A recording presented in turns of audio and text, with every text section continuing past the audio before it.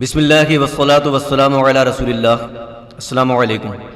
دعوت فکروعمل کے ساتھ میں ہوں سہیل احمدصدیقی۔ سورہ نور میں فرمان باری تعالیٰ ہے، بے شک جو لوگ مسلمانوں میں فحاشی اور بے حیائی پھیلانے کو اچھا سمجھتے ہیں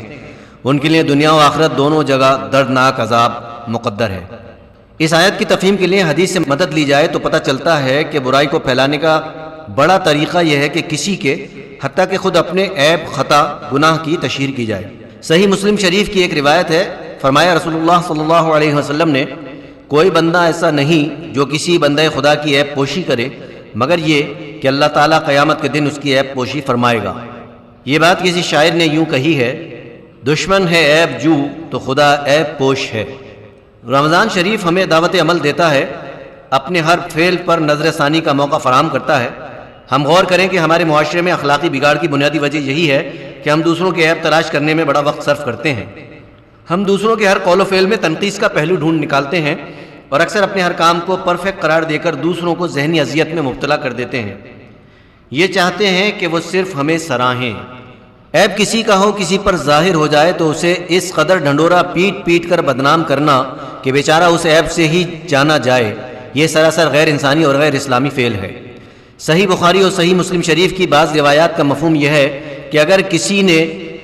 شراب خوری، چوری، حتیٰ کہ زنا جیسی قبیح حرکت کا ارتکاب بھی کیا ہو تو اسے حد جاری کرنے کے بعد، یعنی قرآن و سنت کے مطابق سزا دینے کے بعد، لعن طعن کا نشانہ نہ بنایا جائے۔ آج جب علم سے دوری،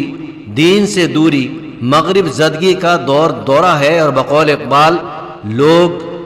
خود بدلتے نہیں قرآن کو بدل دیتے ہیں، یعنی قرآنی احکام کی منمانی توجیہ تشریح کرتے یا ان سے روگردانی کرتے ہیں، تو اپنا بڑے سے بڑا جرم، گناہ یا خطا پسے پش ڈال کر دوسروں کی چھوٹی سے چھوٹی خامی کو خوب اچھالتے ہیں، اسے ذلیل کر کے تماشا بنا کر خوش ہوتے ہیں۔ عیب جوئی کی بات ہو رہی ہے تو ایک عجیب پہلو اور پیش کروں، مگر یہ بات بلکہ یہ مسئلہ نہایت سنگین ہے۔ کسی خاتون کی کسی وجہ سے شادی میں تاخیر ہو تو عموماً خواتین ہی اس کے پیچھے پڑ کر اسے نشانہ تنقیص بناتی ہیں۔ ہم جس زوال پذیر معاشرے کے رکن ہیں اس میں بات کا بتنگڑ بنایا جانا یا نون ایشوز کو ایشوز بنانا بھی بہت عام اور گویا بڑی تفریح کی بات ہے۔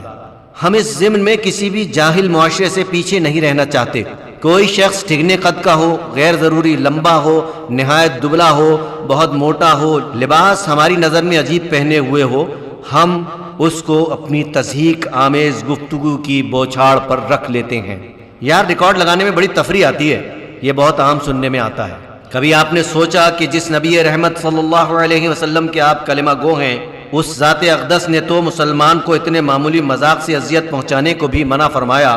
کہ وہ سو رہا ہو اور آپ اس کے جوتے چھپا دیں، وہ جاگے تو پریشان ہو جائے۔ مومن کی معمولی دل آزاری بھی نہ اللہ کو پسند ہے نہ اس کے محبوب رسول صلی اللہ علیہ وسلم کو۔ عیب جوئی کے ساتھ ساتھ ہم اکثر محض قیاس، انداز گمان کی بنیاد پر یا بغیر کسی وجہ کے کسی پر بھی بہتان، جھوٹا الزام لگا دیتے ہیں۔ کسی سے اصول اختلاف ہو تو اور بات، ہم تو بلا وجہ ہی کسی کو برا سمجھ کر سر عام برا کہنے اور لوگوں کی نظر میں برا بنانے لگتے ہیں۔ قرآن مجید نے بغیر تحقیق کسی بات کو اس طرح اچھالنے، بغیر علم کے عمل کرنے اور دوسروں کے منہ سے نکلی ہوئی ہر بات کی سن گن لے کر اس کی برائی کرنے کو منع فرمایا۔ صحیح مسلم شریف میں مذکور ایک حدیث مبارک کا مفہوم ہے کہ آدمی کے جھوٹا ہونے کے لیے یہی بات کافی ہے کہ جو ہی کوئی بات سنے ویسے ہی، یعنی بلا غور اور تحقیق اسے سناتا پھرے۔ ہمیں چاہیے کہ ہمیشہ اور خصوصاً رمضان شریف میں تمام برائیوں، خاص کر عیب جوئی اور بہتان تراشی سے گریز کریں، کیونکہ بحالت روزہ ایسا کوئی کام کرنے کا مطلب ثواب زائل کر کے اللہ کے عطاب کو دعوت دینا ہے۔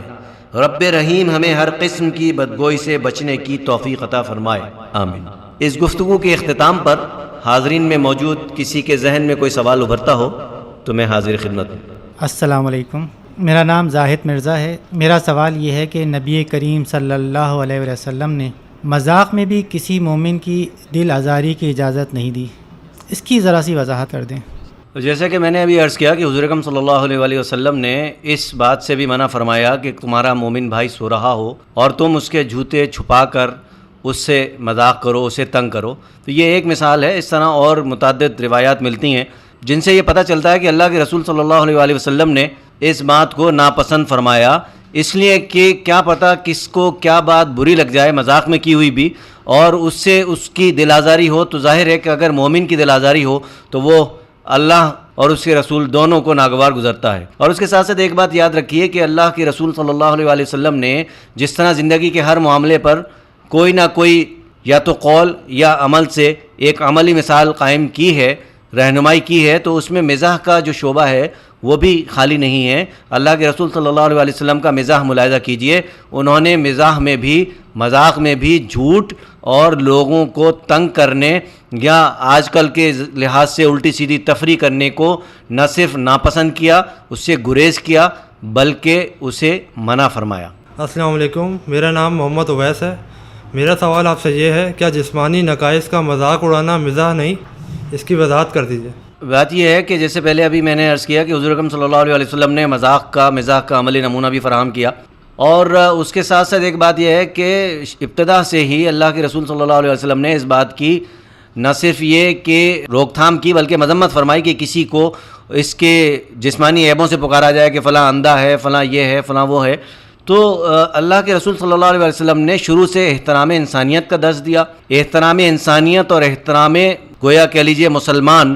یہ ایک ہی بات ہے کہ جب آپ آپس میں ایک دوسرے کا احترام کریں گے، خواہ مسلمان ہوں یا غیر مسلم ہوں، بحیثیت انسان ہر ایک کی اپنی عزت نفس ہے، تو جب اس کا احترام کیا جائے گا تو سوال ہی پیدا نہیں ہوتا کہ آپ کسی کی تضحیق کریں، کسی کا مذاق اڑائیں۔ اور ایک بات میں اس کے ساتھ یہ اور جوڑ دوں، ساتھ میں عرض کر دوں کہ ہمارے یہاں لوگ اصل میں یہ بھول جاتے ہیں کہ مذاق کرنے اور مذاق اڑانے میں فرق ہوتا ہے۔ یہ فرق اگر سامنے رکھیں تو کبھی کسی کے جسمانی نقائص اور عیب اور لباس کو آپ کہہ لیجئے گویا مذاق کا نشانہ نہیں بنائیں گے۔ اللہ تعالی ہمیں تمام کبیرہ اور صغیرہ گناہوں سے بچنے کی توفیق و ہدایت عطا فرمائے۔ سہیل، ہم سب سے گناہ سرزد ہو جاتے ہیں، اور یہ ماہ مبارک خصوصی طور پر تلقین کرتا ہے کہ ہم گناہوں سے باز رہیں،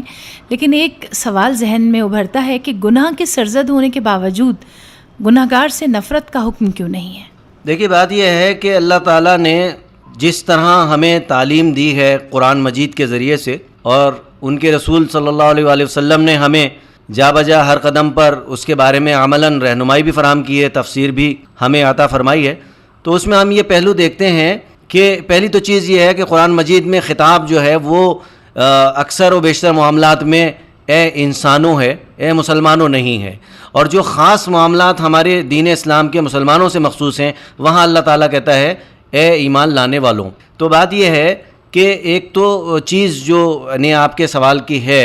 کہ جب اللہ تعالیٰ نے انسانوں کو مخاطب کیا ہے، عام طور پر جنرلی سب کو مخاطب کیا ہے، تو گویا ان تمام لوگوں کے لیے یہ کتاب ہے جو ہدایت پانا چاہتے ہیں، یہ شروع میں واضح کر دیا۔ اچھا، اب اس کے ساتھ ساتھ یہ ہے کہ جب کوئی ہدایت پانا چاہتا ہے تو ظاہر ایک پورا پروسیس ہے، ایک طریقہ بیان کر دیا گیا، تو یہ ممکن نہیں ہے کہ کوئی اس سے ہٹ کر کچھ کرے اور پھر یہ چاہے کہ جی مجھے ہدایت بھی مل جائے۔ یہ تو ایک بات ہوئی۔ ہم نے اس سے پہلے بات کی عقل و شعور کی اور اس حوالے سے گناہ اور ثواب کی، تو معاملہ یہ ہے کہ اللہ تعالیٰ نے تو جہاں بھی جو بات کی ہے، اگر کسی کی مذمت کی ہے تو وہ اس کے برے فعل کی وجہ سے کی ہے، اس کے گناہ کی وجہ سے کی ہے، اس کے غلط کام کی وجہ سے کی ہے۔ کہیں یہ نہیں کہا کہ فلاں شخص یا فلاں قوم تو بنیادی طور پر ہی غلط تھی۔ یہ اللہ تعالیٰ کا طریقہ نہیں ہے، سنت خدا بندی نہیں ہے، اور یہی اللہ کے رسول صلی اللہ علیہ وسلم کا طریقہ ہے۔ اور اس کی آخری ایک اگر آپ مثال لینا چاہیں تو وہ اس طرح سے ہے کہ اسلام کا بد سے بدترین دشمن اللہ کے رسول صلی اللہ علیہ وسلم کا کیسا ہی گستاخ جب مسلمان ہوتا ہے تو اللہ کے رسول صلی اللہ علیہ وسلم یہ نہیں کہتے کہ بھائی تو نے فلاں موقع پر میرے ساتھ یہ کیوں کیا، فلاں موقع پر میری شان میں یہ گستاخی کیوں کی، بلکہ یہ فرماتے ہیں کہ اسلام پچھلے گناہوں کو معاف کر دیتا ہے، دھو ڈالتا ہے۔ تو یہ اصل اسلام کا جو تصور ہے، کانسیپٹ ہے، وہ یہ ہے کہ انسان برا نہیں ہے فی نفسہ ہی، بلکہ اس کا فعل، اس کا عمل جو ہے اسے برا بناتا ہے۔ جب یہ بات سامنے آ جاتی ہے تو ظاہر ہے کہ گناہ گار سے نفرت نہیں بلکہ اس کے گناہ سے نفرت ہے، اس کو اس پر احساس دلایا جائے کہ یہ جو کچھ تم کر رہا ہو یہ باعث نفرت ہے۔ ایسا نہیں ہے کہ تم پیدائشی طور پہ گناہ گار ہو یا پیدائشی طور پہ قابل نفرت ہو۔ وما علینا الا البلاغ۔